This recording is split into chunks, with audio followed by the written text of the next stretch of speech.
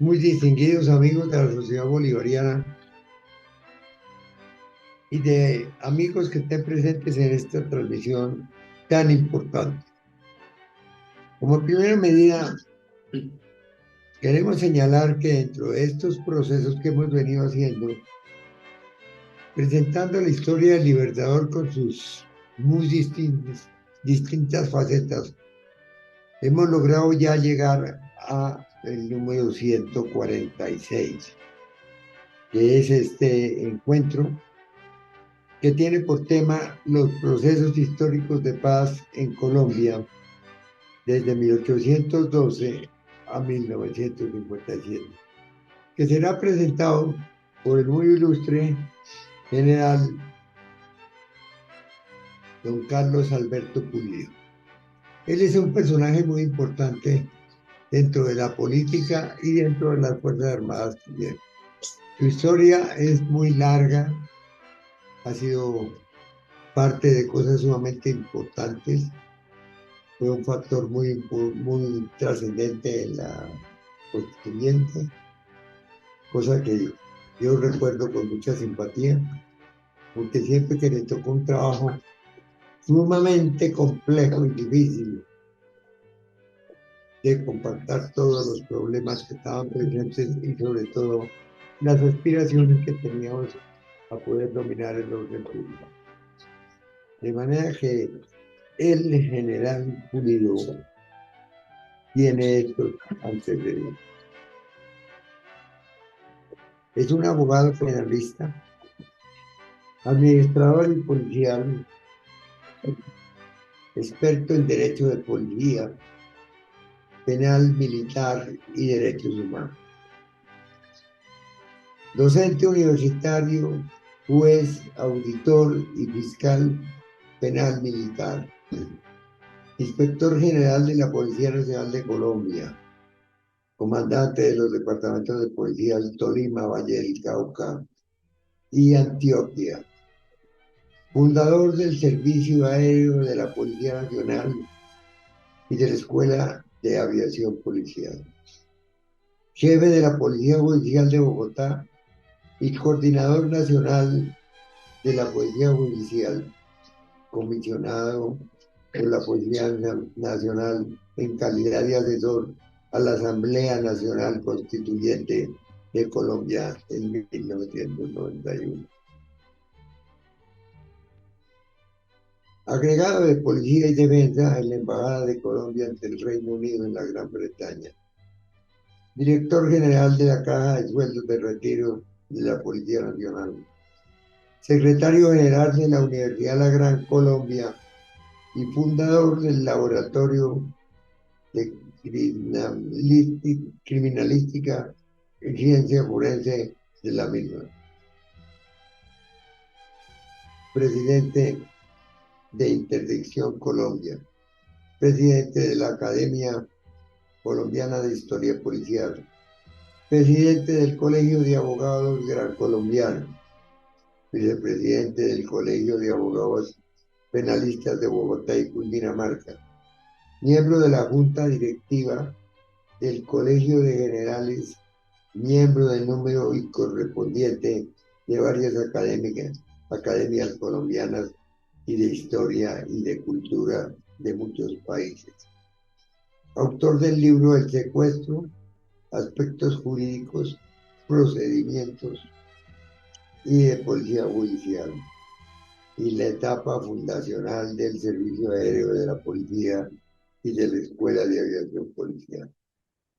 Es coautor de varias publicaciones jurídicas e históricas y autor de himnos policiales, de manera que sus características son absolutamente extraordinarias y nos va a brindar en esta oportunidad una oportunidad maravillosa de conocer cosas muy importantes que se deben conocer en estos momentos, que debemos tener muy presentes, porque la situación del país para todos nosotros no es nada fácil. Tenemos que ser solidarios, estar unidos y sobre todo tener una conciencia muy clara de lo que nos corresponde hacer en bien de nuestra República. De manera que con el mayor orgullo y satisfacción le doy la palabra a nuestro querido general José. Muy buenas tardes para todos.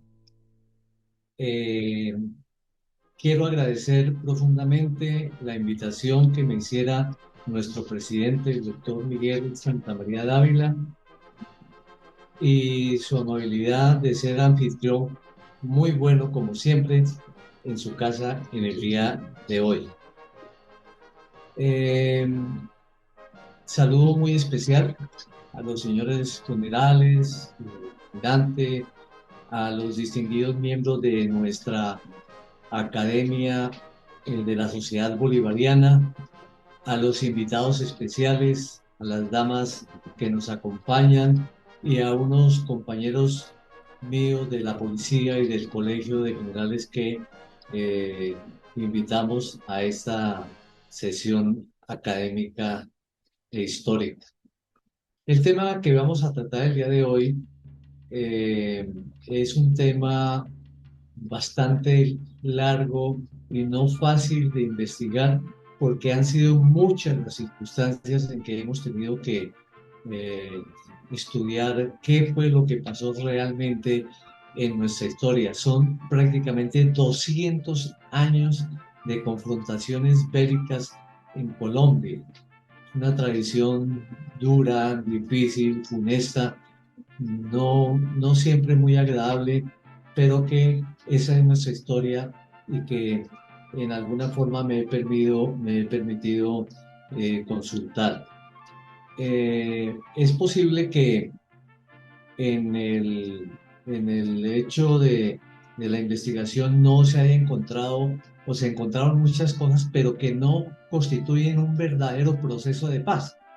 Entonces, pues por eso quería de pronto hacer esa aclaración que de pronto no figure, pero hemos procurado traer lo más cercano a lo que ha sido la historia en Colombia de los procesos de paz.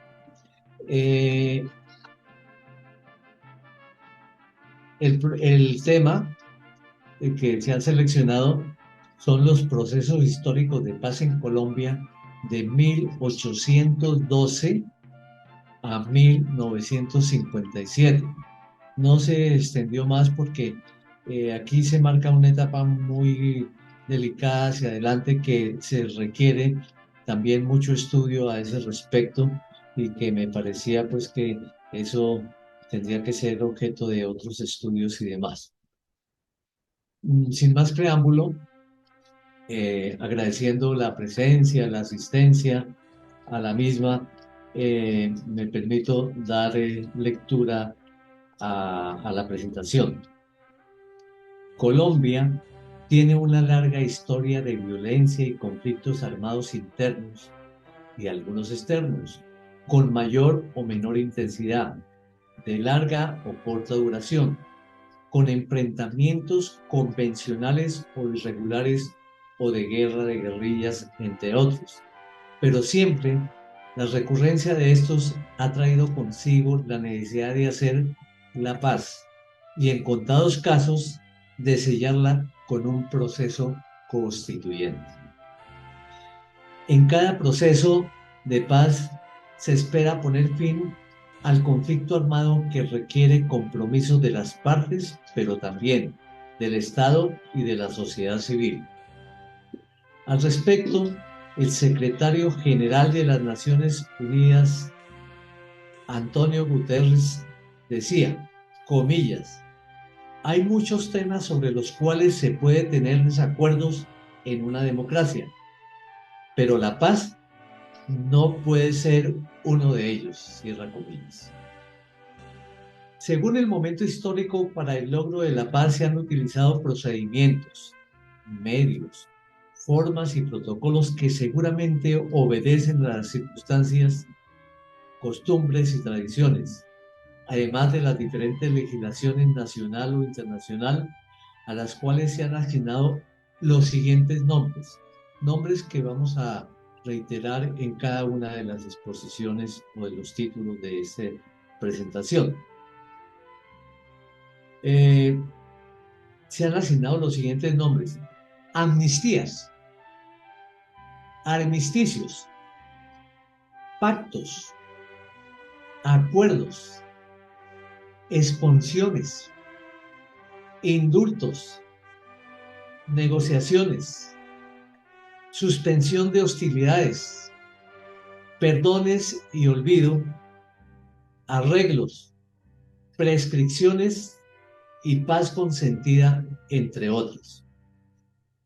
La presentación de este estudio abarca un periodo de 1812 a 1957, aclarando que es posible que no se prenda en algunos casos por considerar que no constituyen un verdadero proceso de paz.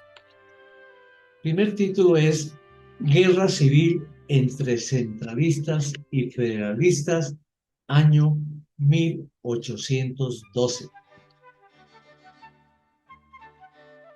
Antecedentes.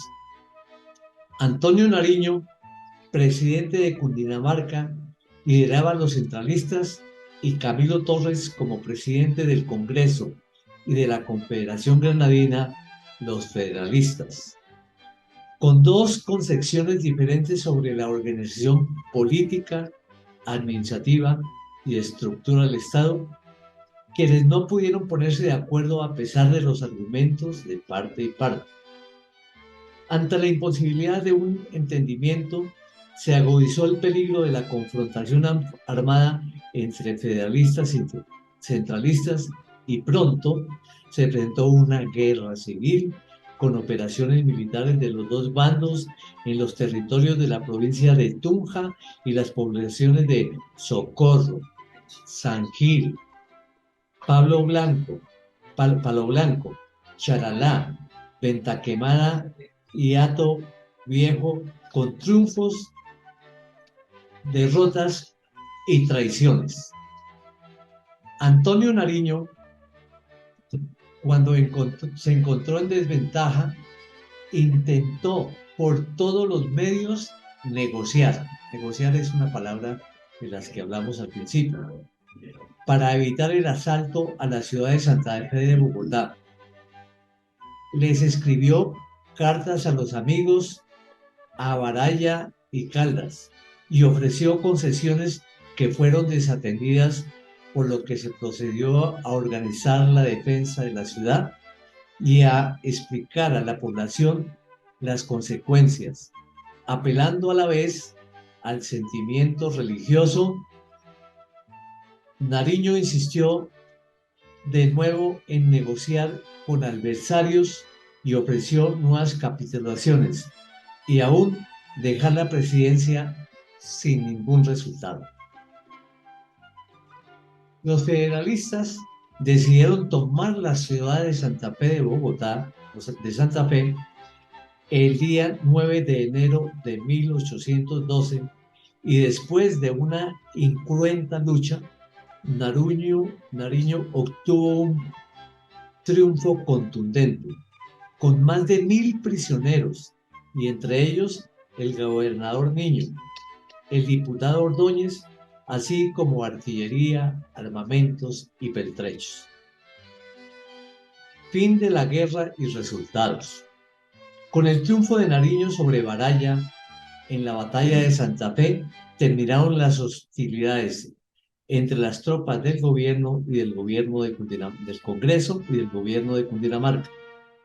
Nariño fue generoso, trató bien a los prisioneros y aceptó el canje, y otros fueron puestos en libertad.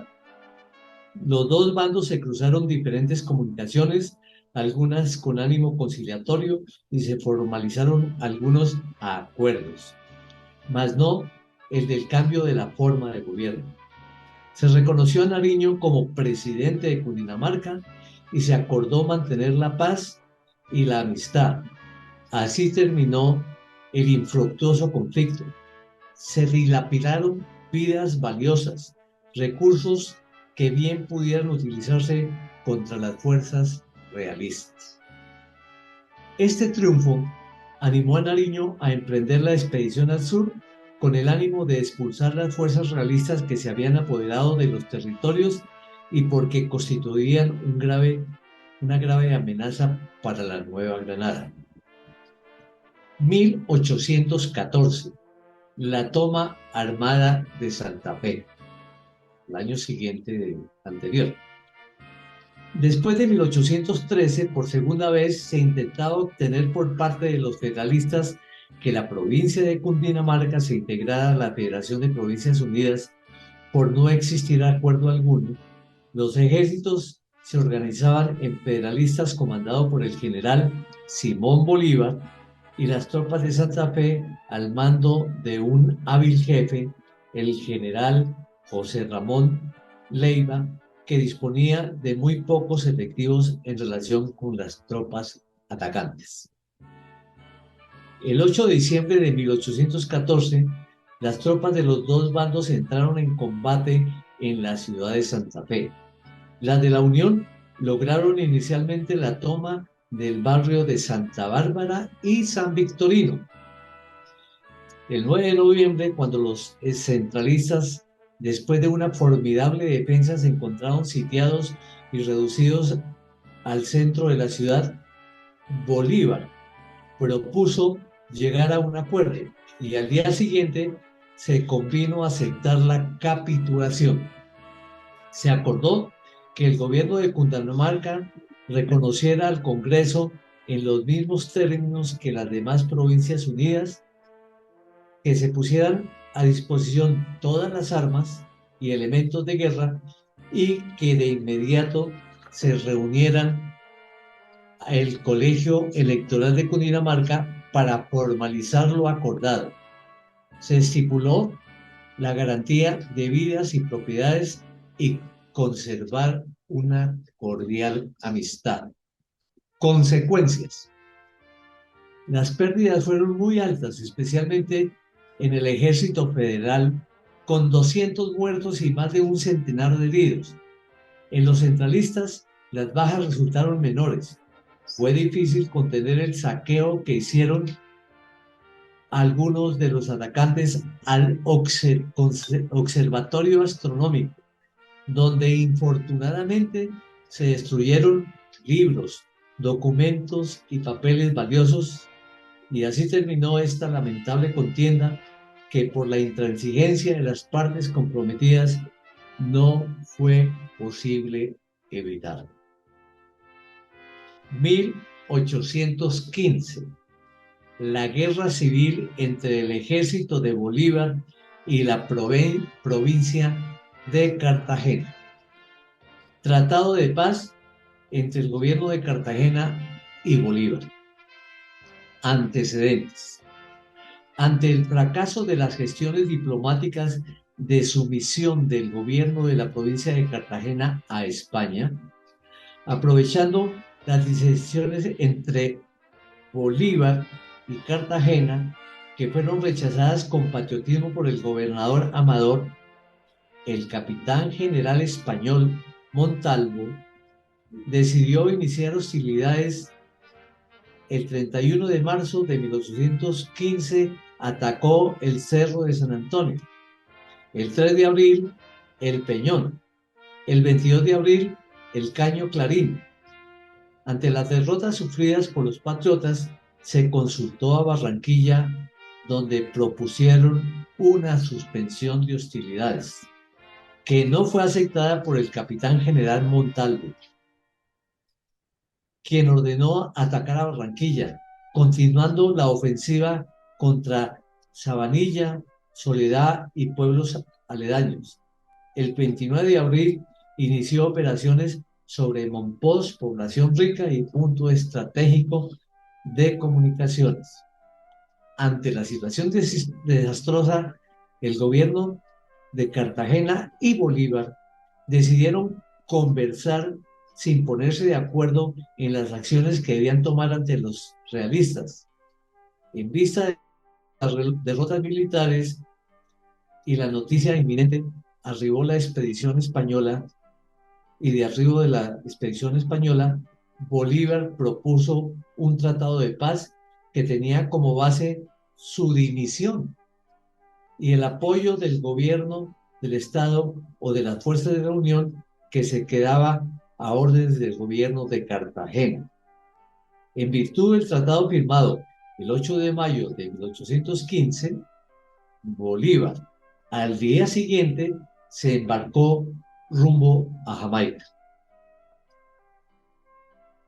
1820.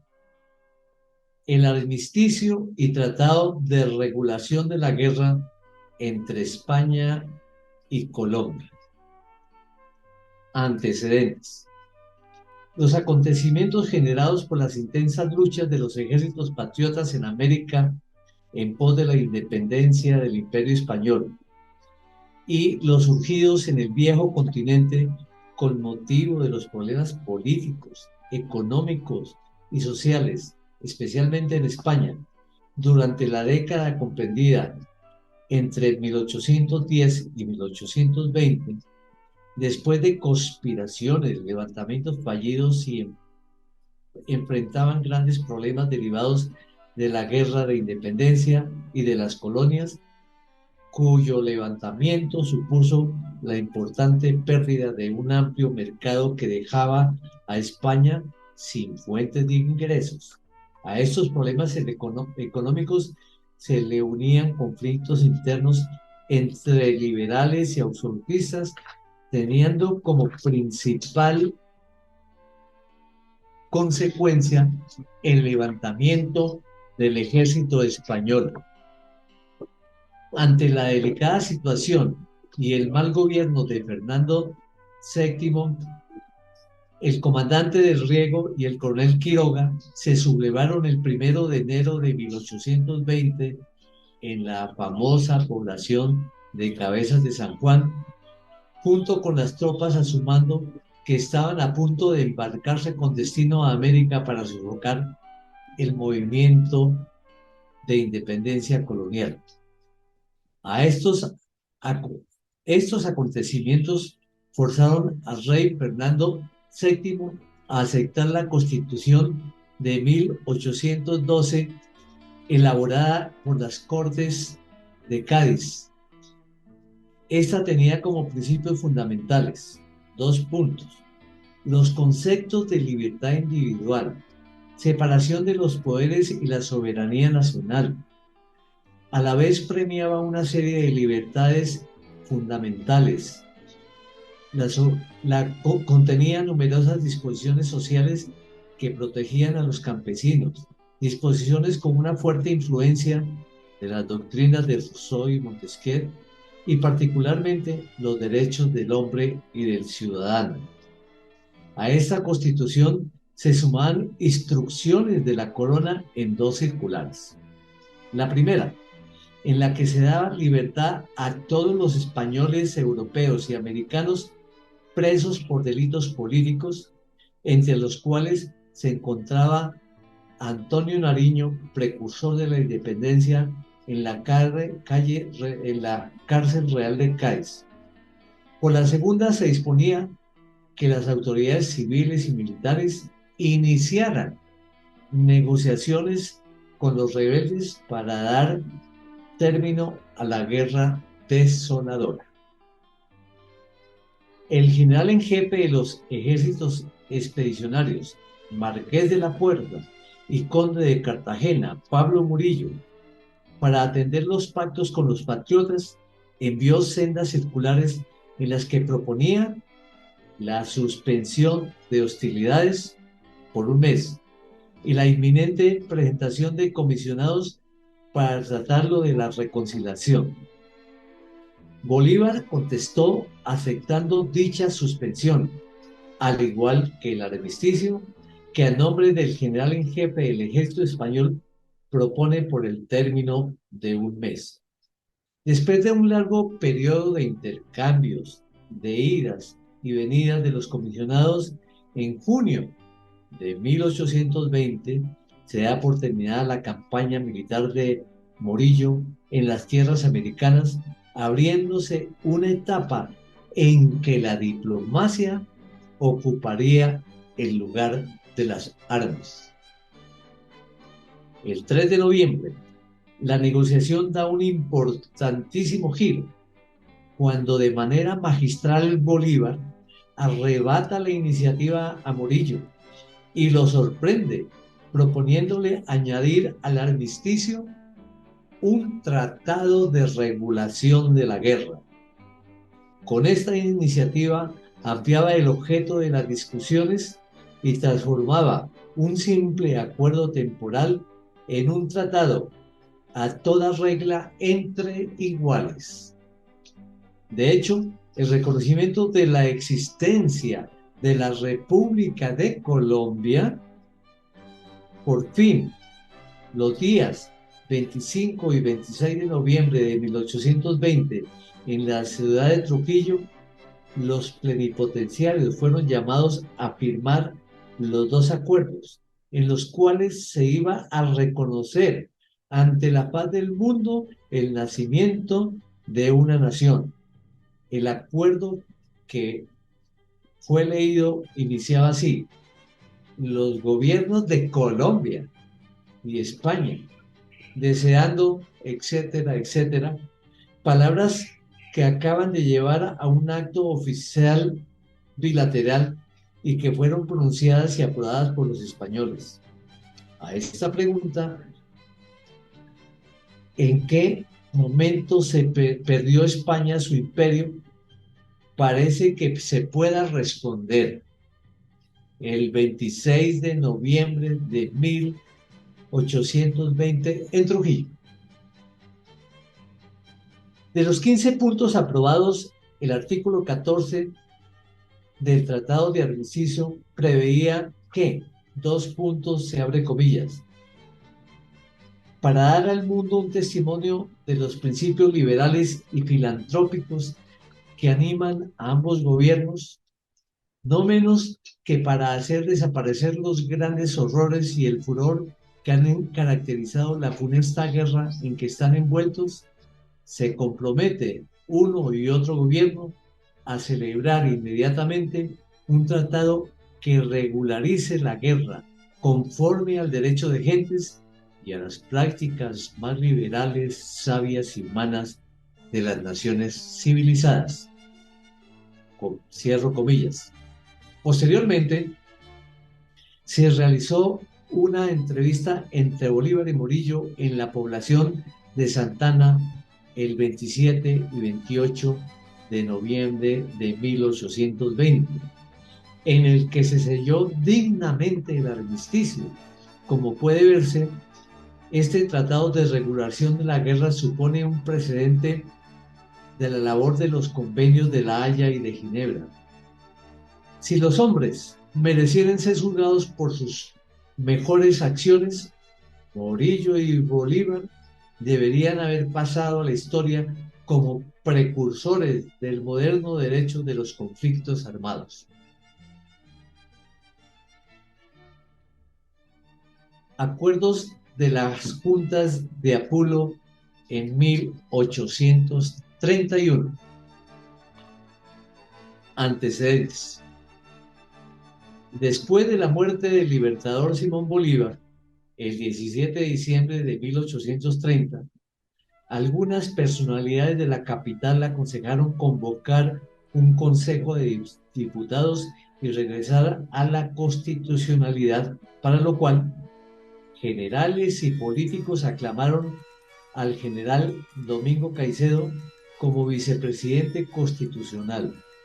El 14 de abril de 1831, en la población de Purificación.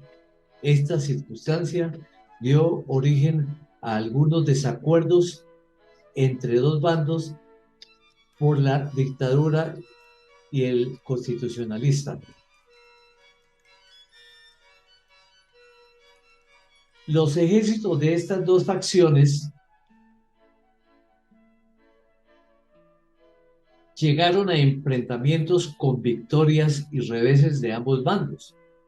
Conscientes de esta situación, se presentaron algunos acercamientos entre los jefes militares contendientes que se reunieron en la población de Apulo, y en un ambiente cordial se entrevistaron los generales José Domingo Caicedo y José Hilario López con el general Rafael Urdaneta. Después de varios días de deliberaciones, se firmó el convenio el 28 de abril de 1931, por medio del cual, perdón, 1831, por medio del cual se acordó transigir amigablemente las diferencias existentes, reintegrándose bajo obediencia a un solo gobierno hasta la reunión de la Convención de Magistrados, olvidar el pasado y reconocer el convenio de la Junta de Apulo, declinando el mando. El Consejo aprobó lo acordado por las partes y determinó que el general Caicedo asumiera el poder. Así selló esta etapa de conflicto armado interno. 1839. Antecedentes. Por causas de origen religioso y político, se desencadenó el conflicto armado llamado de los Supremos. El Congreso de 1839, con el visto bueno del obispado de Popayán, suprimió los conventos de la Merced, Santo Domingo y la Merced de Pasto para aplicar sus rentas a las misiones de Mocoa en la instrucción pública. Convenio que, ante el descontento, fue posteriormente desconocido por el presidente Márquez. Por otra parte, se desató una oposición violenta contra el gobierno que Obando calificó de impopular, alimentado por la fracción liberal vencida en las elecciones presidenciales. En agosto de 1839, Pedro Alcántara Herrán, de las fuerzas gobiernistas, hizo cumplir las disposiciones gobiernistas del sur y entró a Pasto. Posteriormente, se levantó el general Obando y se proclamó director de la guerra y general en jefe del ejército de Pasto, donde fue derrotado por Herrán y el general Tomás Cipriano de Mosquera. Desde el Congreso, por medio de la prensa y de las armas, la oposición se lanzó en masa contra el gobierno. Hubo levantamientos en Vélez, Sogamoso, Tunja, El Socorro, Santa Marta, Cartagena, Medellín, Monpós, Panamá y Veraguas, y los principales caudillos de las revueltas tomaron el nombre de los Supremos. Estos fueron vencidos por los generales Herrán y Mosquera. Consecuencias. Los combates contribuyeron a devolverle la paz a la República. El general presidente Herrán, después de derrotar en Ocaña a Lorenzo Hernández y gracias a la mediación amistosa del ministro inglés Stewart, desde el Sitio Nuevo, el primer mandatario dictó el decreto de amnistía que puso fin a la guerra. La guerra ocasionó la ruina de las rentas, la decadencia de la industria y de la agricultura, y disminuyó las exportaciones. La población granadina fue diezmada por la peste, el hambre. La tropa fue castigada por la viruela, el tifo y la disentería, y Panamá intentó separarse. 1860. Guerra civil, combate del Oratorio y Manizales. Antecedentes. La guerra se originó por varias causas, entre las que se destacan: resentimiento del general Tomás Cipriano de Mosquera con los conservadores por haberle negado el caudal de votos requerido para la presidencia; la cercanía de que la ley electoral perpetuaría al partido de Ospina en el poder; inconformidad con los integrantes de los partidos para con los gobiernos de los estados donde mandaban los contrarios y en la ambigüedad del gobierno central y del Congreso en materias políticas. El hecho destacado fue la sublevación del general Mosquera, quien ante la posibilidad de hacerse al poder central se lanzó a la revuelta dándole el título de director supremo de la guerra. Mosquera sufrió la primera derrota por las fuerzas legitimistas el 15 de agosto de 1860. En el combate del Oratorio, la segunda derrota la sufrió en Manizales y en Villa María, por lo cual levantó la bandera blanca, parlamentó y para ganar tiempo y disfrazar su vencimiento propuso una expulsión, tregua o convenio que fue firmado por él y el general Posada el 29 de agosto. En la segunda fase de la guerra, Mosquera firmó con otros estados de la Confederación un pacto de ayuda en contra del gobierno nacional. Firmó otra expulsión en Chiriguaná el día 13 de marzo de 1861, firmada por don Carlos Holguín en calidad de secretario del gobierno de Cundinamarca y por el coronel Guillermo Gutiérrez Lee, de una parte, y la otra por el comandante de las tropas del Cauca. Mosquera aprovechó muy bien los 6 días de expulsión, entró en comunicación con los revolucionarios de la capital y avanzó hacia Bogotá. Llegando a Subachoque, tuvo el combate de Santa Bárbara con las fuerzas legítimas, quienes lo derrotaron el 26 de abril de 1861. Allí pidió una tregua de 3 días, solicitada en nombre de la humanidad para recoger heridos y sepultar a los muertos. Consecuencias.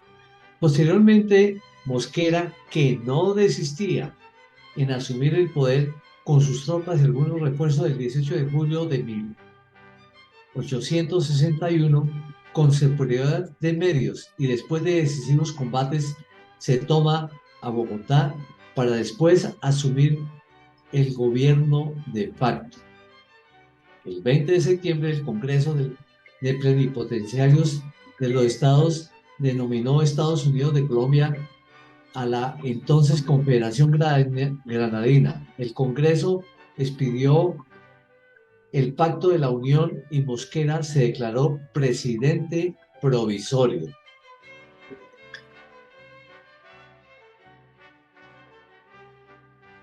Con el Ecuador, 1862. Algunos liberales revolucionarios refugiados en Tulcán, Ecuador, penetraron hasta Túquerres de Nariño, apoyados por algunos militares ecuatorianos, donde fueron rechazados y perseguidos por el capitán Matías Rosero. En territorio ecuatoriano, en Talla, fue herido por Rosero el jefe militar de Tulcán, Vicente Fierro, aliado de los rebeldes colombianos. El presidente del Ecuador, García Moreno, pidió en términos descorteses la entrega del capitán Rosero y la del comandante militar de Túquerres, general Francisco Antonio Erazo, para ser juzgados de acuerdo con la legislación de su país. Ante la negativa del gobierno de Colombia, García Moreno, con 1.500 ecuatorianos y 400 revolucionarios colombianos, avanzó hacia la frontera el 31 de julio de 1862. El general Julio Arboleda pasó el Carchi y en Tulcán arrolló a García Moreno, que cayó prisionero con su Estado Mayor. Al final, Arboleda firmó con los rebeldes un tratado de paz y de amistad. Conflicto armado con el Ecuador, combate de Cuasput, 1863. Las pretensiones de Ecuador sobre Tumaco y la provincia de Túquerres determinaron la invasión del territorio nacional. En efecto, bajo la presidencia de Gabriel García Moreno, el general Juan José Flores, sin previo aviso y sin que mediara declaración de guerra, pasó la frontera con 5.300 infantes. El general Mosquera asumió la defensa con el ejército de mar y tierra. El 6 de diciembre de 1863 se libró el combate de Cuaspot o Carlosama, con el triunfo de Mosquera, dejando en el campo de batalla 96 soldados muertos, 2.200 prisioneros y 4.000 fusiles. Los colombianos tuvieron 52 muertos y el 31 de diciembre de 1863, en la hacienda ecuatoriana de Pilsaqui, se firmó el Tratado de Paz entre el general González Carozo de Colombia y el general Flores por Ecuador. Los prisioneros fueron puestos en libertad. En Bogotá, Mosquera fue recibido en triunfo y el Congreso le otorgó el título de Gran General. Combate de Enciso en 1895. Antecedentes. El 22 de enero de 1895 estalla la Guerra Civil. Los liberales de Bogotá quisieron apresar al vicepresidente Miguel Antonio Caro y se declaró turbado el orden público. Caro suspendió los periódicos, expulsó del país al expresidente Santiago Pérez y confinó a distinguidos ciudadanos. El 29 de enero se presentó un combate en la tribuna a 10 kilómetros de Facatativá, donde los revolucionarios de la Sabana fueron derrotados por el general Rafael Reyes Prieto. El 5 de marzo, el general Reyes atacó en Enciso a los revolucionarios liderados por José María Ruiz, produciendo una estruendosa derrota a los revolucionarios, dejando 300 muertos y profusión de heridos y prisioneros. El 16 de marzo, las fuerzas oficiales también vencieron a los revolucionarios, que fueron sorprendidos en Capitanejo, quienes pidieron capitulación, entregando sus armas al general Juan M. Mateos. Se restablece la legalidad. El 9 de noviembre de 1895, concluidas las operaciones militares, fue levantado el estado de sitio y restablecida la normalidad en todo el territorio nacional. El gobierno concedió indulto a la mayoría de los comprometidos en la revuelta. Al vencedor de la tribuna y Enciso se le tributaron significativos homenajes en la capital y se les hizo apoteósico recibimiento. Los autores de la revolución fueron tratados con extrema generosidad. El liberalismo, resentido por el fracaso, comenzó el alistamiento para una nueva lucha. La Guerra Civil de los 1000 días. 1899-1903.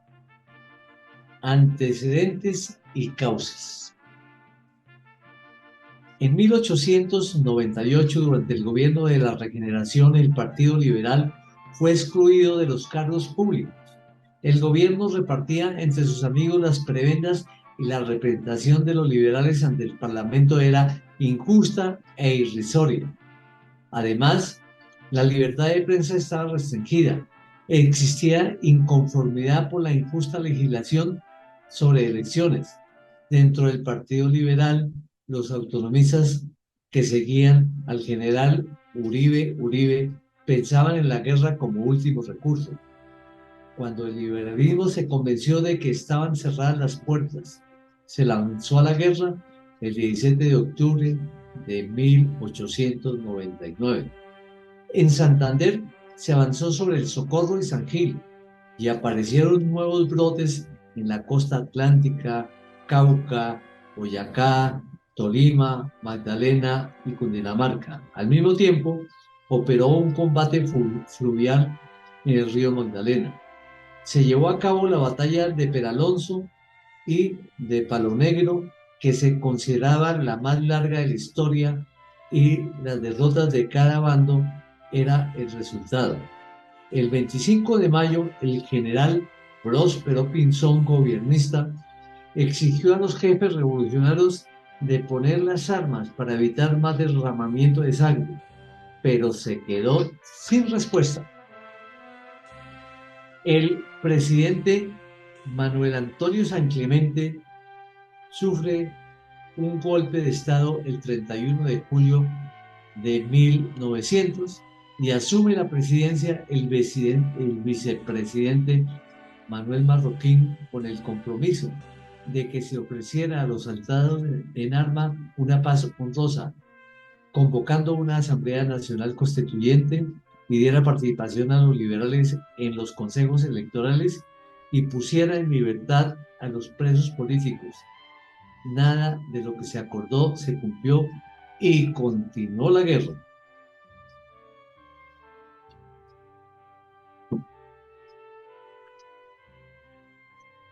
Tratados de paz. Tratado de Neerlandia, 1902. El general Uribe, después de haber combatido con éxito en Panamá, fracasó al querer tomar Bogotá al mando de una columna procedente de los llanos de Casanare. Después siguió a la costa atlántica, pero derrotado en Ciénaga, reconoció la inutilidad de prorrogar el conflicto y aceptó el armisticio.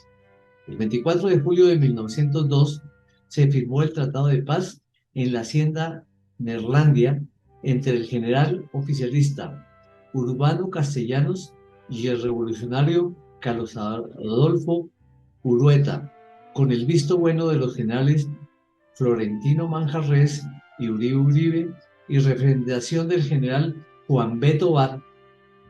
A los liberales se les reconoció la calidad de beligerantes y se les ofreció la paz con garantías, pasaportes y auxilios de marcha.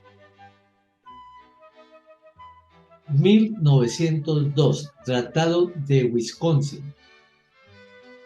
En octubre de 1902, el vicealmirante Salas Casseys, comandante del acorazado norteamericano Wisconsin, surto en la bahía de Panamá, ofreció su buque para el diálogo de paz.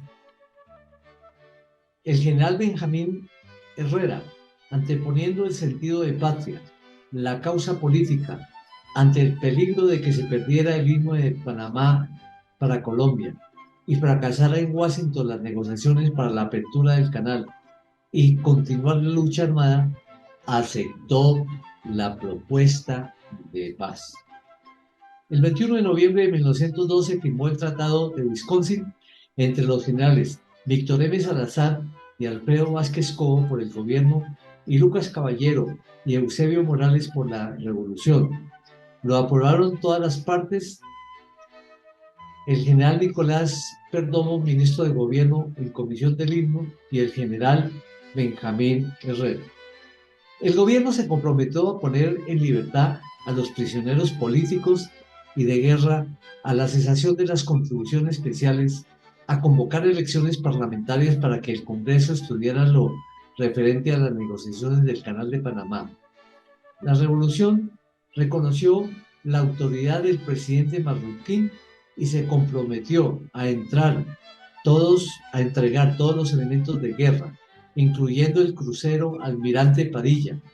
Además, se firmó un pacto reservado con la promesa del gobierno de cancelar a la casa de Benjamín Blum Cobb la deuda contraída por Benjamín Herrera en El Salvador por la compra del barco de transporte Iris, después Almirante Padilla. 1902, Tratado de Chinacota.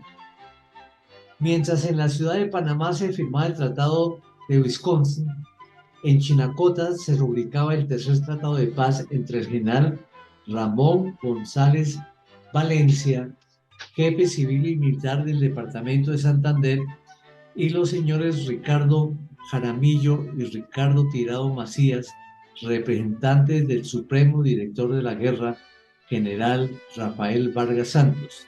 El documento fue ratificado por el presidente marroquí. Consecuencias. Fin de la guerra 1902.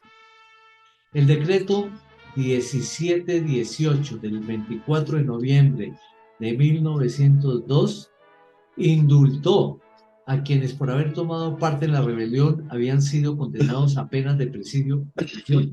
En ese mismo mes se dispuso la cesación de hostilidades y el 12 de julio de 1903 fue levantado el estado de sitio. La guerra había concluido. La contienda llamada de los 1000 días arruinó la economía nacional.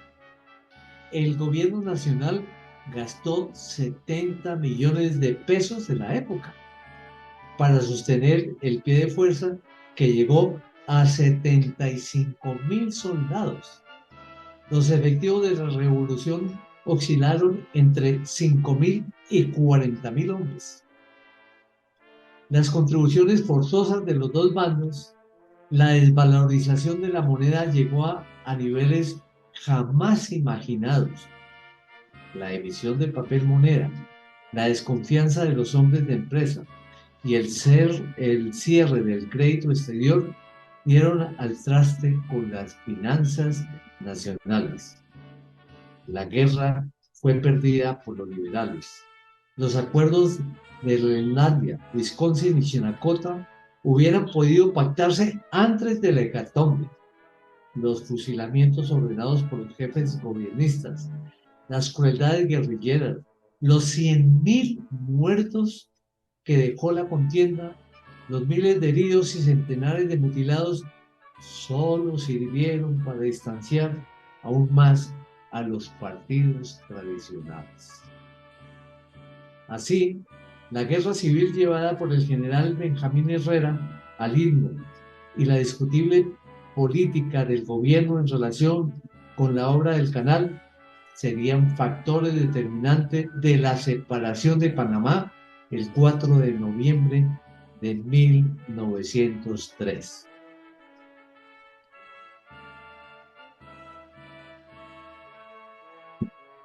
(1932) Conflicto con el Perú.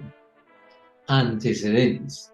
A finales del siglo XIX y a principios del XX, las selvas colombianas del Putumayo y del Caquetá fueron escenario de atrocidades perpetradas por la Casa Arana, de origen peruano.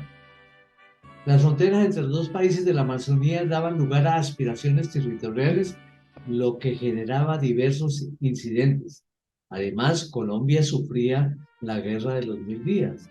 El más significativo fue el ataque peruano en junio de 1811 a la guarnición colombiana de La Pedrera. El Tratado Lozano-Salomón entre 1911 y 1921 buscó un acuerdo limítrofe entre Colombia y el Perú. El 24 de marzo de 1922, el ministro plenipotenciario de Colombia en Lima, Fabio Lozano Torrijos, firmó con el canciller del Perú, Alberto Salomón, el Tratado de Límites y Navegación Fluvial para poner fin a las diferencias sostenidas por los dos países por más de una centuria. Mediante este tratado, Colombia obtuvo una franja trapezoidal que llegaba hasta el Amazonas en el kilómetro 120 kilómetros y el puerto de Leticia. Colombia y Perú habían entrado a formar parte de la Organización para la Paz Mundial de la Sociedad de las Naciones en Ginebra. El 13 de agosto de 1832, que condenaba la adquisición de territorios de la fuerza, por medio de la fuerza, circunstancia que favorecía decisivamente a Colombia, además de la crisis económica de 1829, había afectado gravemente a Colombia y sus finanzas habían descendido verticalmente. El 1 de septiembre de 1932, a las 6 horas, 200 peruanos ocuparon Leticia. 18 agentes de la policía trataron de resistir el ataque, pero fueron desarmados y reducidos a prisión. Desde el primer momento, el ministro de Relaciones de Colombia emprendió inteligente labor diplomática ante las naciones de América y Europa, que debían estar al tanto del atropello. La Liga de las Naciones debían conocer y respaldar a Colombia para restablecer la soberanía sobre Leticia.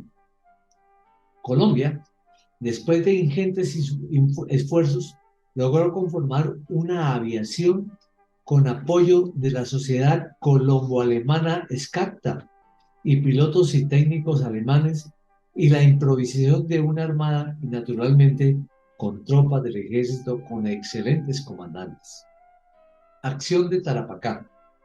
El 4 de febrero de 1934, después del intento de diálogo para la entrega de Tarapacá, inesperadamente el Perú atacó desde el aire sin éxito a Colombia, y Colombia respondió con una escuadrilla aérea sobre las instalaciones enemigas de Tarapacá. A raíz del ataque peruano a la flota, Colombia rompe relaciones. Otras operaciones armadas. Durante los meses de enero a abril de 1933, se ejecutaron diferentes acciones armadas de los dos países. El 20 de enero en el Encanto, en Pubenza. El 21 de febrero se presentaron incidentes aéreos de la Fuerza Aérea del Perú. El 19 de marzo, combate en Buenos Aires. El 26 de mayo, el combate de Huapi. El 26 de abril, el combate de Calderón. El 21 de abril, el enfrentamiento con Yubujenos. El 1 de mayo, el combate del río Algodón. Y el 26 de mayo, golpe de mano en la Zoila, a 35 kilómetros de Huapi. Encuentros armados que en su mayor parte favorecieron a Colombia. Acuerdo de Ginebra. El 24 de mayo de 1933 se firmó Acuerdo de Ginebra, por el cual Leticia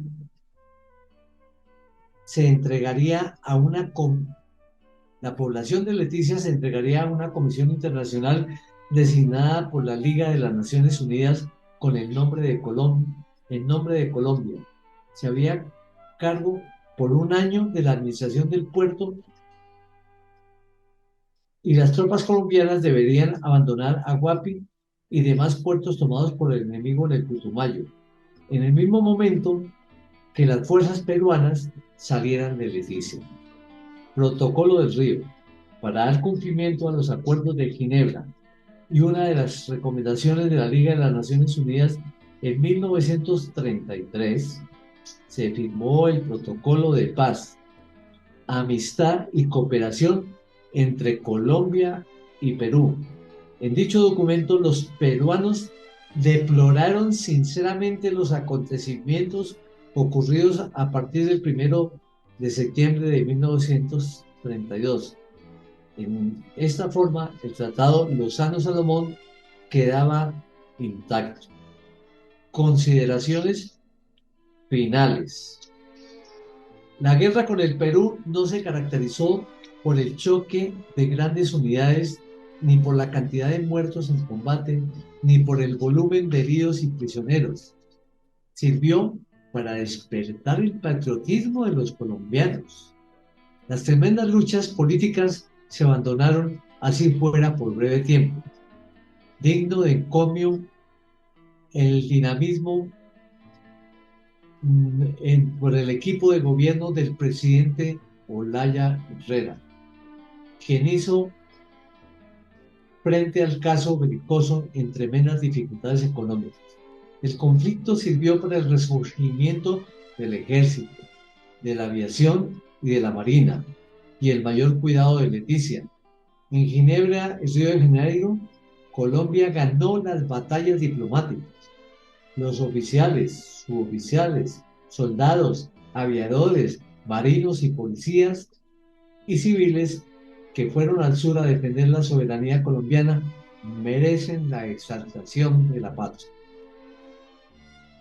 Gobierno de las Fuerzas Armadas 1953. Antecedente. Yo leyendo los antecedentes y toda la cuestión, era una situación casi que insostenible la que se vivía en este como en los anteriores momentos de la Guerra de los Mil Días y todo lo que hemos venido narrando. Pero acá es donde uno ve que era insostenible todo. Antecedentes. Violencia sectaria. Los colombianos, más que agresivos en materia política, históricamente han demostrado propensión a la violencia, quizás en buena parte explicable por la herencia que los invade y los sacude. Nos remontamos a los años 40 y 50 del siglo XIX, que peyorativamente se han denominado de la violencia, y en el que el ejército, como en los capítulos de la historia, se ve envuelto y juega en ocasiones aún en contra de su voluntad, papel dinamizador y en otras de barrera de contención y amortiguador entre los contendientes. El 9 de abril de 1948, durante el gobierno de Mariano Ospina Pérez, con el asesinato del líder liberal Eliezer Gaitán, se generó una violencia en Bogotá y en el resto del país. En momentos en que se realizaba la novena conferencia panamericana para darle forma a la Carta Constitutiva de los Estados Americanos, OEA, el país se vio precipitado cada vez a la guerra civil no declarada. Se organizaron las primeras milicias revolucionarias liberales en Jacopín, en San José de Chucurí y Barranca Bermeja, que conformaron una guerrilla. El Líbano-Tolima se levantó en armas, al igual que los llanos orientales. En 1949, en Amagán-Toquia, liberales y conservadores se trenzaron en pelea. En el Año Nuevo se enfrentaron hechos violentos en Florida Valle. En Pereira fue asaltado el cuartel de policía. En el municipio de Guavita, Boyacá, se formaron los llamados chulavitas y los sectores liberales se organizaron en guerrillas en la parte oriental de Boyacá, que miraba al llano. En el municipio de Biotá, Cundinamarca, se organizó las ligas campesinas con la llamada lucha por la tierra. Estas fueron antecedentes de las autodefensas campesinas que luego se crearon en la cordillera central y oriental. El 17 de abril, las guerrillas liberales de la población de Chita, Boyacá, y Monterrey, en Minchía, con un alto número de muertos.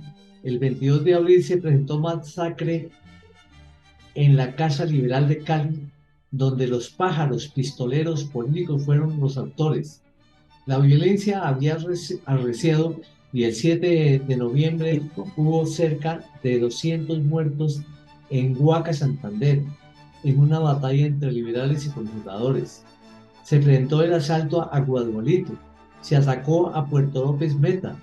Después de las elecciones de 27 de noviembre de 1950, se produjo el asalto a San José de Chucurí y se produjo un genocidio entre los electores. Para la misma época de 1950, aparecieron focos de guerrillero en la Taigaima, Rovira, Tolima y en la Cordillera Central. Apareció el guerrillero Juan de la Cruz Varela en Inconoso y Villarrica. En el valle aparecieron guerrillas sueltas en la parte montañosa de Palmira y Tuluá, y en el año de 1952, en el sitio del Turpial, se emboscó al ejército y se dio de baja a 94 hombres de la tropa. El 6 de septiembre, en Bogotá, incendiaron las instalaciones del periódico El Tiempo y las casas particulares de Alfonso López y Carlos Lleras Restrepo. La guerrilla de Jacopí asesinó a 36 policías. Al iniciarse el año de 1953, el ambiente político estaba sobrecargado y la violencia creaba un ambiente desconcertante del que surgía el llamado golpe militar del 13 de junio. El país seguía anegado en sangre de hermanos. Nada parecía detener el torrente que arrastraba a la familia nacional. Los militares sentían la urgencia de un desenlace y los civiles entendían que era necesario una fórmula diferente para suspender el baño de sangre.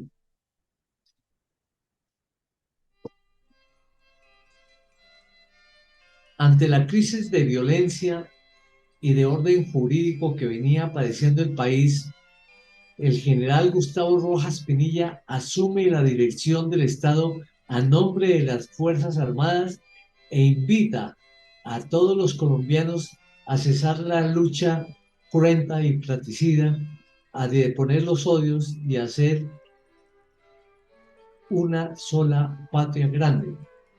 Comillas, no más sangre, a nombre de ningún partido político. No más depredaciones entre los hijos de la misma Colombia inmortal.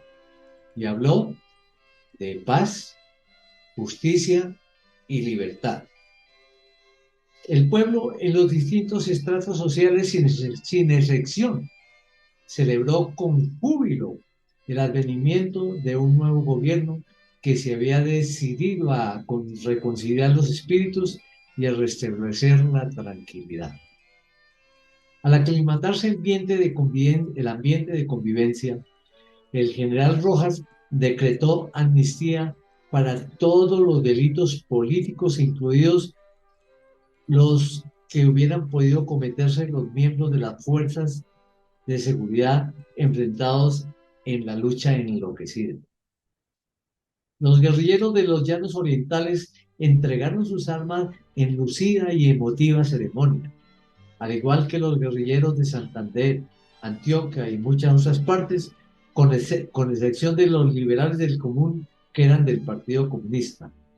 El proceso se aceleró y cubrió toda la geografía nacional entre el 9 de septiembre y el 7 de octubre. Se entregaron cerca de 2.000 combatientes con sus armas y muchos otros cesaron la lucha, aunque no asistieron a ninguna ceremonia especial.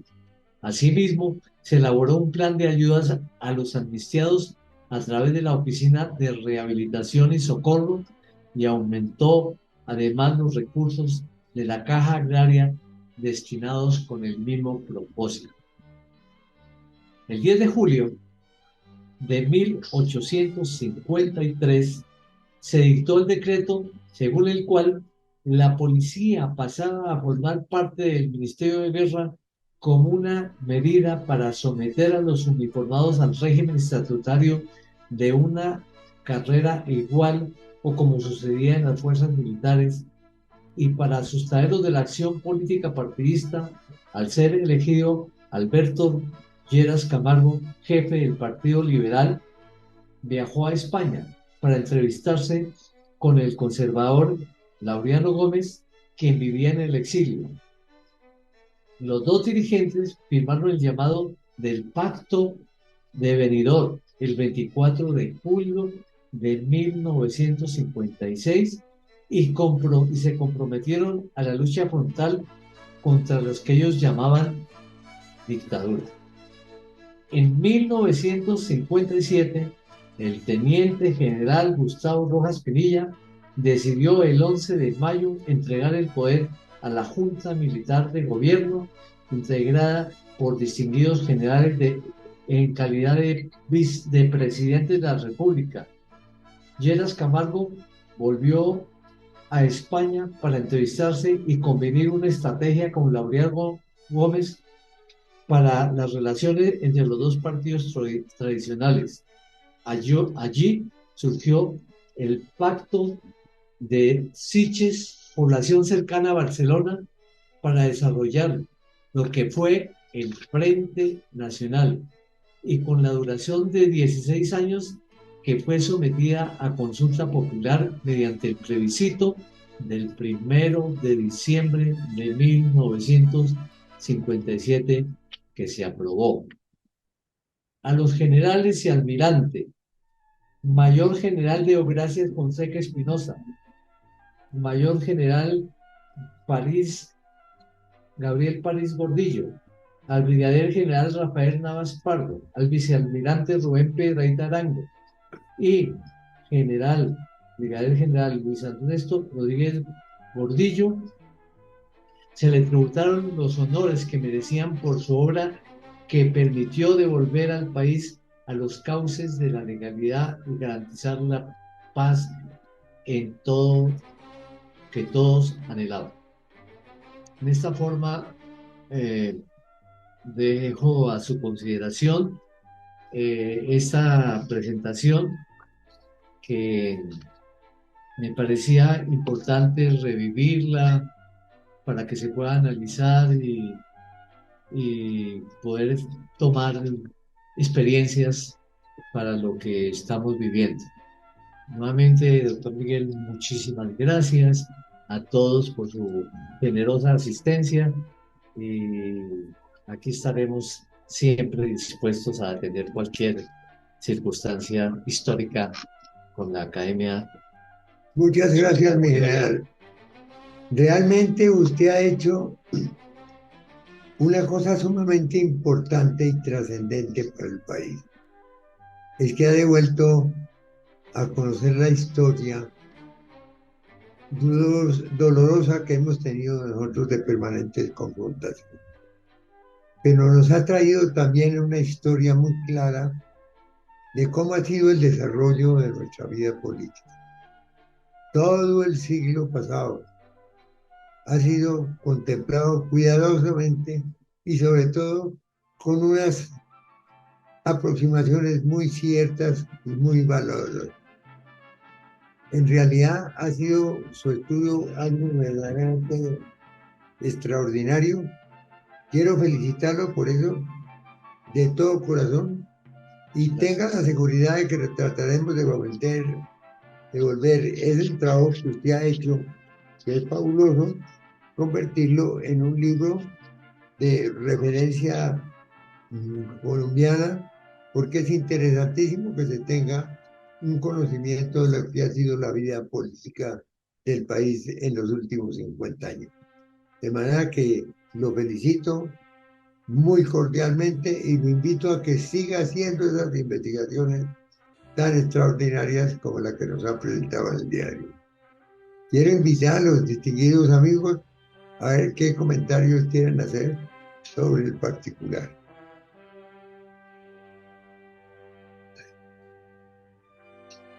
Doctor Miguel. Sí. Bueno, no sé si me están oyendo, pero en primer lugar quiero felicitar al señor general Pulido Barrantes por la excelente conferencia que nos ha dado hoy. Ha sido un trabajo de investigación notable, importante y que nos llena indudablemente de conocimientos y de satisfacciones. Quisiera hacer dos comentarios con relación al contenido y a los temas tratados por el señor general Pulido. En primer lugar, es indudable que la historia nuestra, que está en los 200 años, ha sido una tragedia. Una tragedia. El siglo XIX fue una sola lucha ordinaria, innecesaria, con una serie de barbaridades que son verdaderamente lastimosas. Las guerras civiles, ¿por qué se dieron? Pues yo tengo una idea, que puede ser no la más académica, pero sí la más real, y es la siguiente.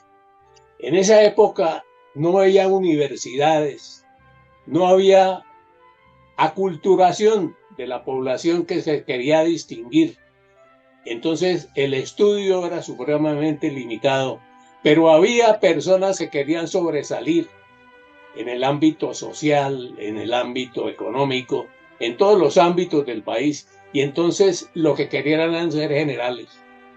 Ellos querían ser generales, a como diera lugar, y para ser generales había que matar a otros, había que crear, organizar grupos de matanza, para hacer eso que se llamaron guerras civiles, que fueron unas matazones de gente para poder conseguir los distintivos correspondientes y socialmente y económicamente ubicarse en el país. Eso ocurrió, es una realidad.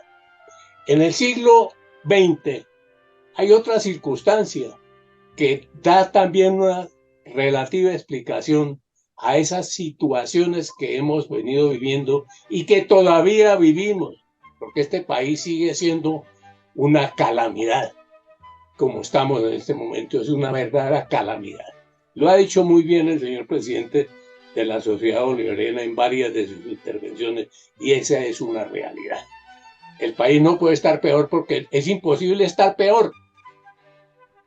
Como ya la ambición no era ser general, la ambición ya era de otra naturaleza, ya hubo universidades, hubo gente que se dedicó a estudiar, a trabajar y a ser personas distinguidas dentro del ambiente social, cultural y político del país. Entonces vinieron las circunstancias propias que estamos viviendo entre bandoleros. Aquí nunca ha habido una guerra en este siglo y en el anterior, en el siglo XIX, el siglo XX, no hubo una guerra. Lo único que se pareció a una guerra fue el conflicto con el Perú, que lo relacionó muy bien el señor general. Es lo único parecido a una guerra. ¿Por qué? Porque ya había un ejército profesional y entonces no se podía matar a alguien para ser general, hacer una matazón de 5, 10, 20 personas, encargar un uniforme al exterior, ponérselo y ser el general tal, porque tenía millones, tenía plática. Sin plata no se podía ser general en el siglo XIX, había que tener la plata. Entonces por eso es que tenemos esos que tuvimos. Pero bueno, estamos ya en el siglo XX. En el siglo XX ya teníamos un ejército, tenemos unas fuerzas militares que manejaban profesionalmente las instituciones militares y la policía. Entonces ya principió a esa circunstancia a cambiar. Y como les decía antes, ya había universidades y había una forma de culturizarse y conseguir un ascendiente en el medio cultural y político del país. Entonces, ante esa circunstancia, ¿qué pasó? Que los que no tenían la facilidad de ir a la universidad se volvieron bandoleros y entonces se mataban entre los partidos. Ya no había ambición de charreteras, había que era matar para poderse conseguir la vivencia y poder ser interesantes e importantes y robar y después dedicarse al narcotráfico, todo lo que estamos viviendo.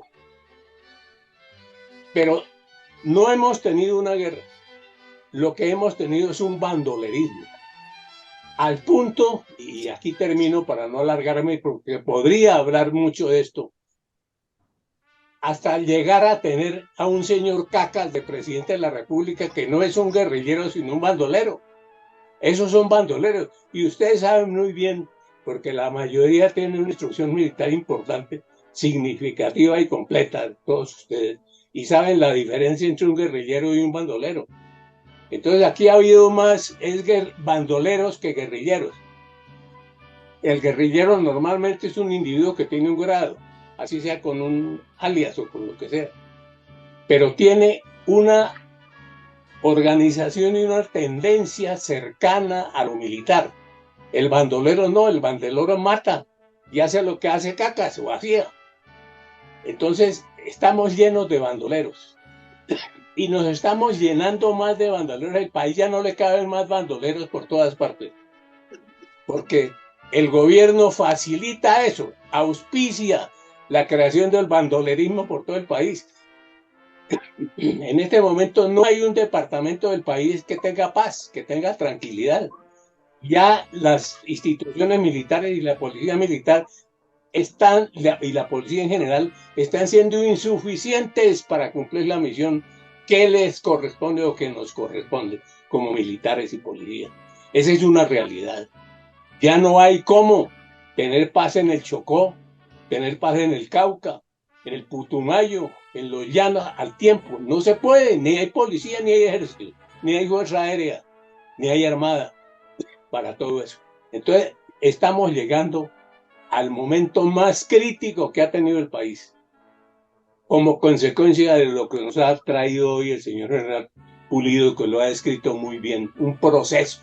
Esto ha sido un proceso de 200 años que nos tiene y nos lleva, porque es que yo pienso que ya nos llevó la situación y el gobierno a lo peor que puede pasar. Ya el país no tiene cómo defenderse. De manera que la situación es supremamente crítica. Por eso vale mucho la información que nos ha traído el general Pulido. No me extiendo porque la conferencia fue amplia y ustedes pueden cansarse y habrá muchas otras personas que quieren participar. Muchas gracias, presidente y señor general Pulido. Muchas gracias, mi coronel. Espléndido su comentario. A ver, quiero invitar. ¿Bien?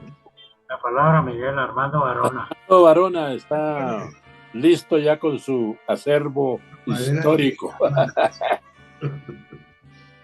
Bueno, mire, yo quiero felicitar con mucho entusiasmo al general Pulido Barrantes, que me parece una persona con mucho dominio de esos pasajes históricos.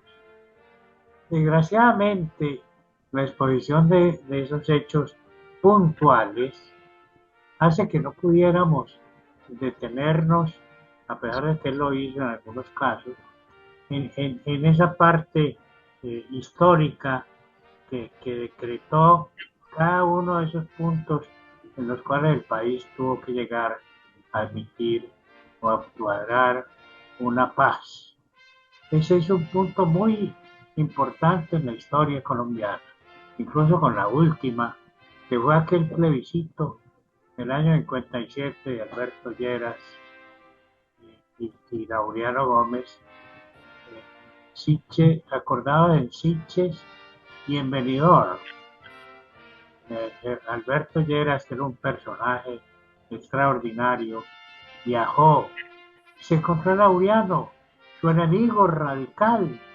Laureano era un hombre de sentimientos y de pasiones, pero Laureano le abrió las puertas de su corazón y fue más lleguista que ninguno otro. Laureano impuso la presidencia de Alberto Lleras.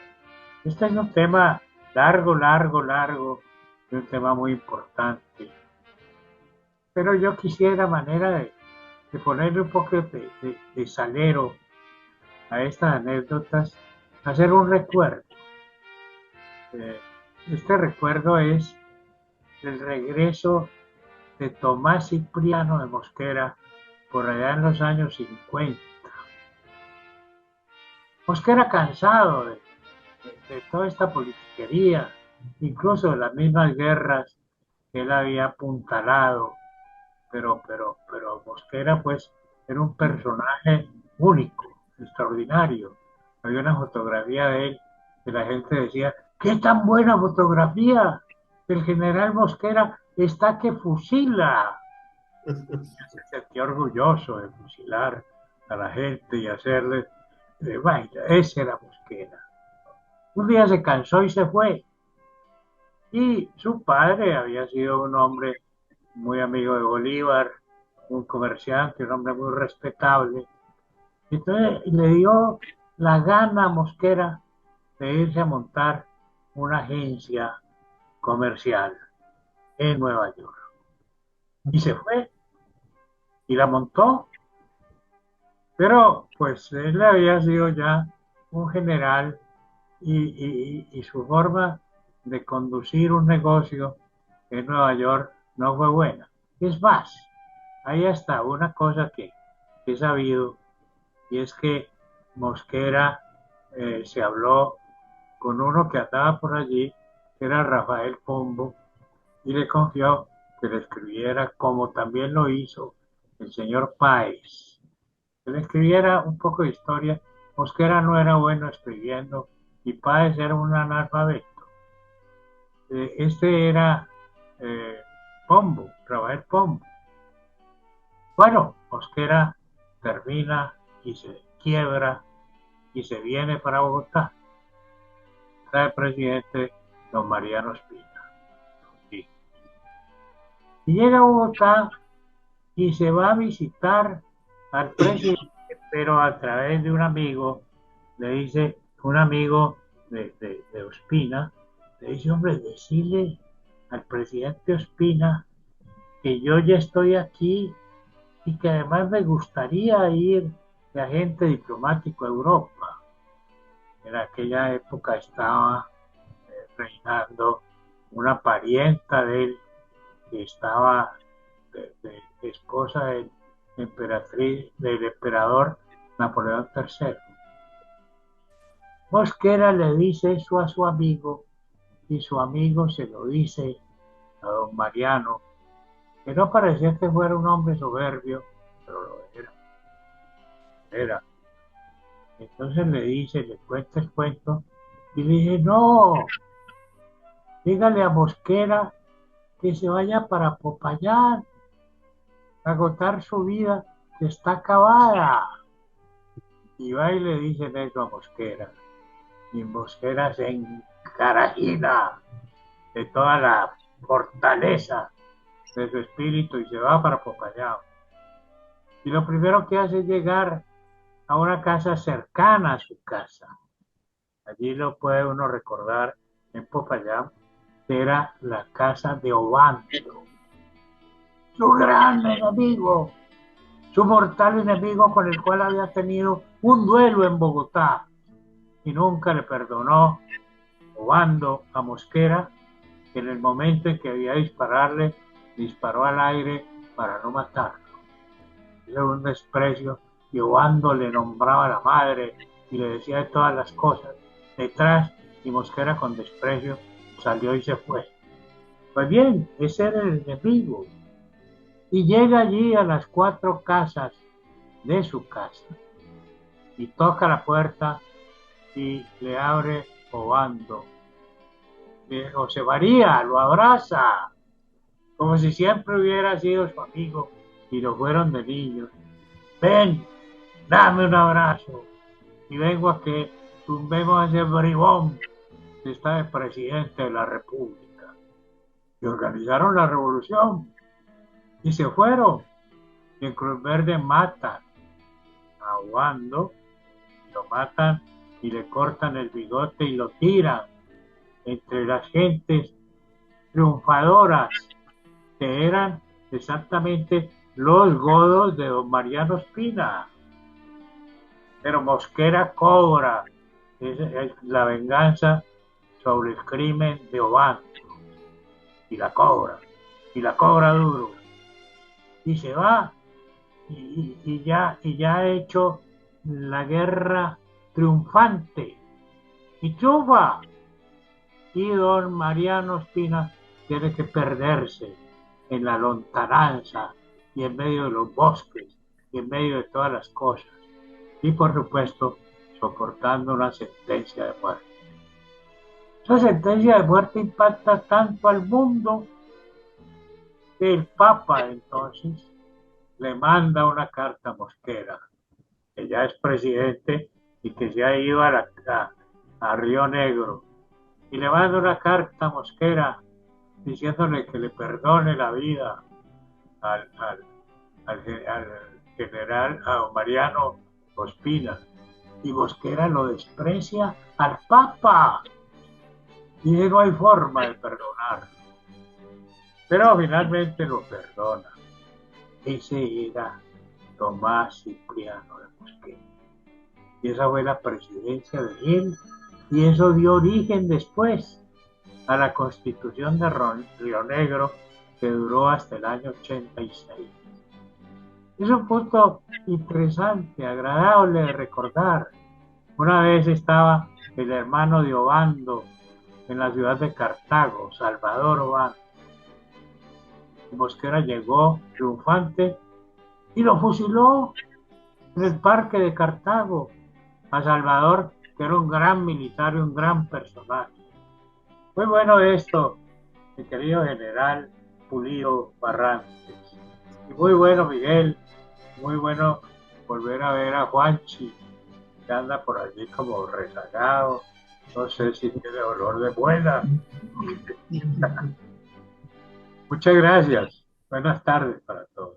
Muchas gracias a ti por el comentario. Bueno, presidente, ya que me tocaron el timbre, Adelante, mi general. entonces, primero que todo, bueno, ya yo conozco mucho a Carlos, pero mucho, más de lo que él se imagina. Pero hemos hecho una vida en paralelo, él allá en la policía, yo en el ejército, cruzamos, fuimos inspectores simultáneamente de una parte y de otra, en fin, y después ya en el retiro nos unimos más, inclusive con las señoras, pues que se aprecian extrañablemente. Sí, señor. De manera que la forma, pues yo conocía este proceso, todo, tengo el registro de todos los procesos de paz que se han hecho. Maravillosamente, Carlos va desmenuzando una cosa con otra porque tiene la gran capacidad de ir como una cortadora que va poquito a poquito moliendo o cortando la carne y hasta que termina haciendo un relato maravilloso de lo que fueron los procesos de paz. Su gran imaginación y su gran conocimiento le permiten hacer una conferencia magistral como lo que ha tenido. De los comentarios, pues, el primer comentario, el de mi compañero Gentil Almario, otro gran historiador, y él lo que pasa es que como un profesor que tuvimos allá en la escuela militar, porque estuvimos los 4 años con Gentil Almario allá, había un profesor que se emocionaba tanto y entonces él se acercaba a la ventana porque fumaba. Y en una de esas cosas tocó agarrarse de la ventana y 2 cadetes salieron y lo agarraron porque casi se va de bruces al segundo piso, porque es el edificio nuevo de las aulas que queda hoy frente a la capilla. De manera que extraordinario. Y pues ni hablar de nuestro gran historiador que ha hecho un recuento maravilloso sobre la vida de Mosquera. Mosquera es una cosa extraordinaria. Yo he auscultado un poco y he trabajado mucho el tema del derecho internacional humanitario y de las cosas que yo entiendo que era pues de los viejos guerreros de ese tiempo el único que sabía exactamente del derecho internacional humanitario.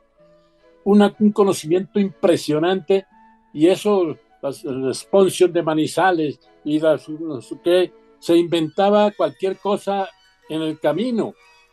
Y cuando estaba medio derrotado en Manizales se devolvió y invitó al coronel que lo estaba venciendo: ven acá y nos tomamos un brandy.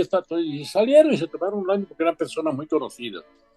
Pero conocido o desconocido, él peleaba mucho y peleaba una guerra y la sabía hacer como nadie.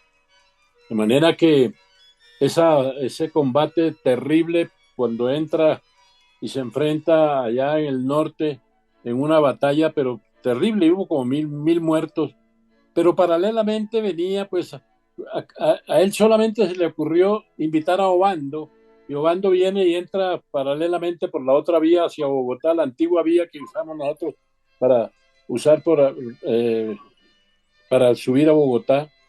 Y Precisamente allá, eh, era. sí, y allá lo matan.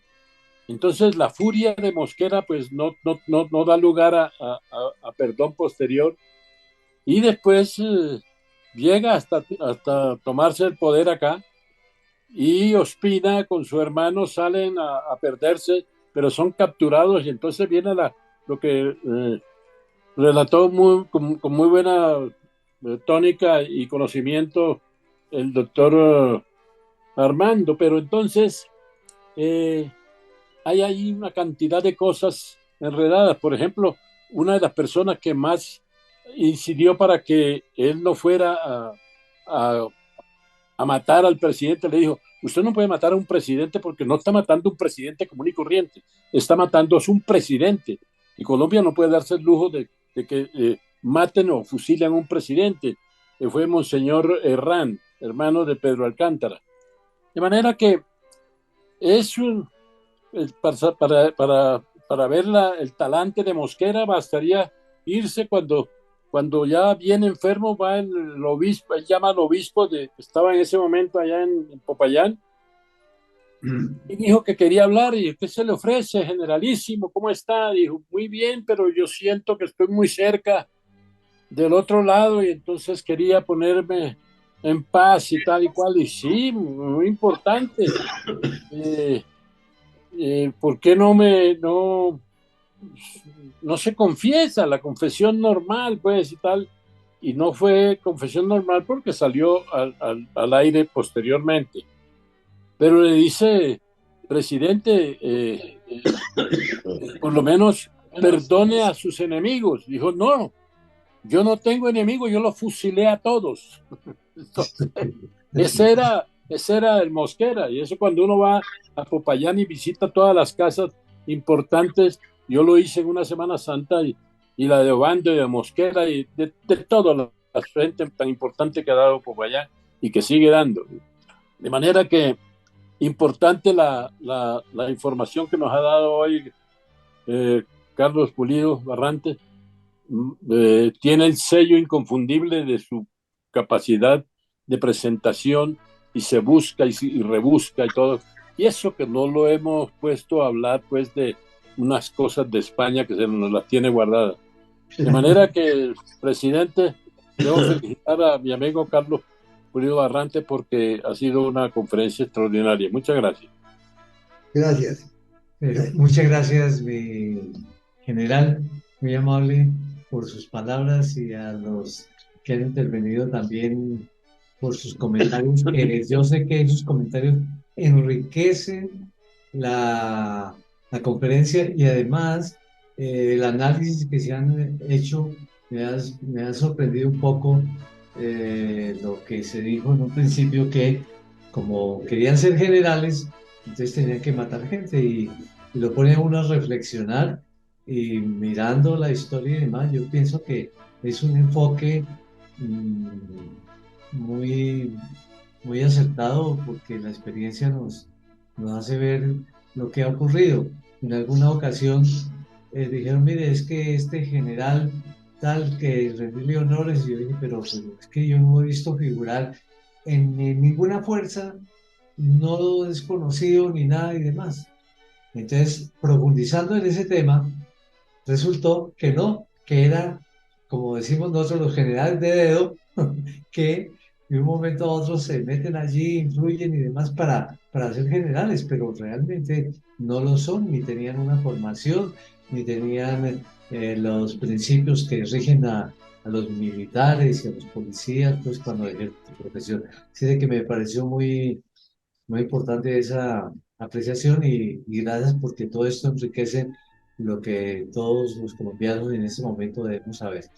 ¿No será que eso nos está pasando ahora? Mira, los quiero invitar con mucho agrado a la próxima conferencia que se llevará a cabo dentro de 8 días que será el 7 de septiembre, de mi coronel Gentil Almario, que está aquí, y seguramente nos va a deleitar con algo muy interesante. Quiero agradecerles a todos la presencia en esta magnífica conferencia. Creo que estamos plenamente satisfechos de este esfuerzo que se está haciendo por llegar a la gente con una historia de verdad, con protagonistas que correspondan a las circunstancias y sobre todo tratando de aclarar todos esos puntos nebulosos y que merecen ser discutidos para que la historia quede absolutamente limpia. De manera que con un gran saludo le agradezco aquí a mi general Pulido su extraordinaria intervención, verdaderamente iluminante, y un saludo para todos los demás participantes, deseándoles que tengan una noche muy feliz y muy tranquila, ojalá, ante estas circunstancias que vivimos. Un gran abrazo para todos.